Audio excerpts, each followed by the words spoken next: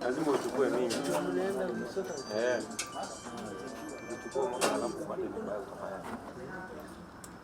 Our officers gave a chase to the vehicle, and when they neared the vehicle, the occupants of the vehicle alighted, and one of the occupants advanced towards the officers holding something that looks like a gun, aiming at the officers.